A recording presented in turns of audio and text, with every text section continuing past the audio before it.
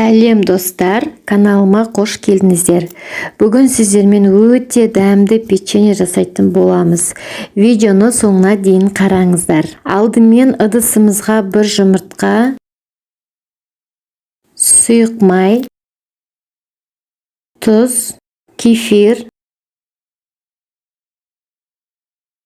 шекер бәрін салып араластырып алатын боламыз. Енді електен өткізіп ұн, қопсытқыш салып араластырып қамыр илейміз.